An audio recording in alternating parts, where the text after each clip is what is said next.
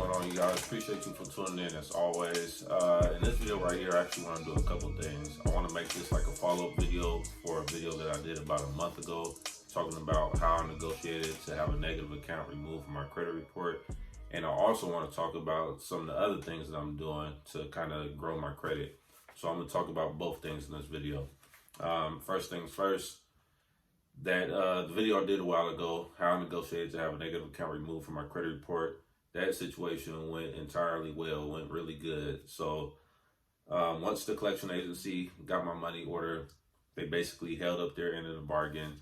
They requested with the credit bureaus, Experian, TransUnion, and Equifax, that the account should be removed from my credit report, and they did just that. I didn't have to do any follow-up letters, no fussing, arguing, nothing like that.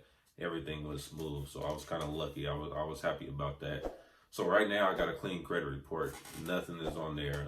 Well, actually, I got something with my student loans, but that's all under control. It's been taken care of, so I'm cool with that. So now I'm basically at a point where I just got to grow my credit. And for me, what that means is to get some more accounts on there, because I don't have a lot of accounts. I don't have a lot of credit history right now. So I got to get that ball rolling, basically. So that's where I'm at. But before I go about doing that, I need to get rid of some of the hard pulls that I have on my credit report. And last year, it was about a year ago, I financed my car. And as a lot of you guys might know, when you finance a car, they're basically going to shop around your credit. So that's exactly what they did. They shopped around my credit to probably like 4 or 5 different banks. I think it was 5 different banks. And obviously one of the banks approved me. But I have 4 hard pulls on my credit report from banks that I have no credit with. So I definitely want to dispute those accounts. I'm not going to dispute the account that I actually have credit with, the bank that approved me. I'm going to dispute the other ones. And the reason I don't want to dispute the account that I actually have credit with is because I don't want that account, I don't want anything to happen to it, basically. And I heard when you do this with credit cards, if you were to dispute an inquiry or a hard pull with a credit card that you actually have credit with, they could close that account. I'm not sure if it's a thing with auto loans, but I don't even want to mess around with it. So I'm going to leave that alone. I'm just going to dispute the hard pulls with the 4 banks that I actually don't have credit with. Now, I did some researching on how I could go about doing this, looking up different strategies. And there's one common strategy that I saw that I'm going to go with. I think it'll work. Basically, what that is to freeze your accounts with LexisNexis, SageStream, and Innovis. And what these companies are is basically secondary credit reporting agencies. I heard them referred to as that before. I also heard of them referred to as risk management companies for credit lenders. I think that's what LexisNexis, says on their website. But basically, they collect public records on us, and they keep that on a database. So anything you could think of, stuff dealing with our finances, where we lived, what banks we've banked with, absolutely everything. This is actually one of the reports from LexisNexis, and it's really thick. You can see this is all just personal information that they have on me. And what this information is used for is that when we go apply for credit, say with a credit card, I'll just say Capital One. Capital One will go to LexisNexis in order to connect all the dots and verify us, whether it's personal information or stuff dealing with our credit. Capital One and pretty much all credit cards are going to use LexisNexis, SageStream, Innovis, and I think there's like 3 other ones. But LexisNexis is like the biggest one. But they're going to go to LexisNexis to connect all the dots and verify us.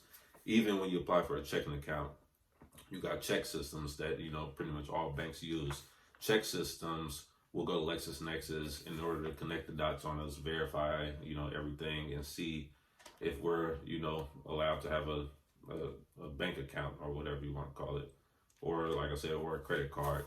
So what I'm going to do is I'm going to freeze these accounts. Then I'm going to go ahead and dispute those hard pulls. I'm going to write a letter to the credit bureaus, the major ones, the 3 major ones, Experian, TransUnion, and Equifax, and say that those hard pulls weren't authorized by me.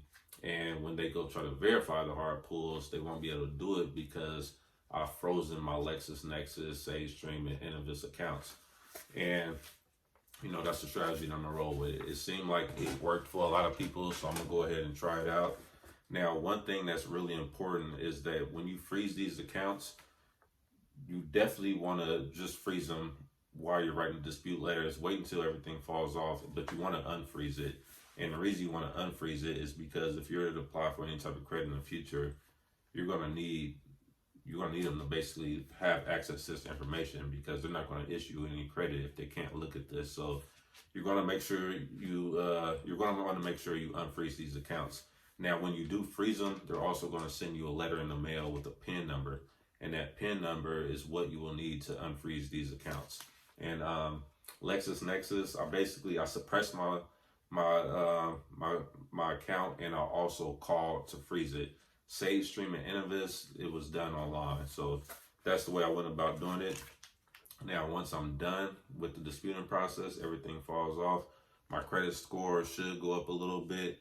I shouldn't have, you know, too many hard pulls on there, so now I could go apply for the credit cards that I want.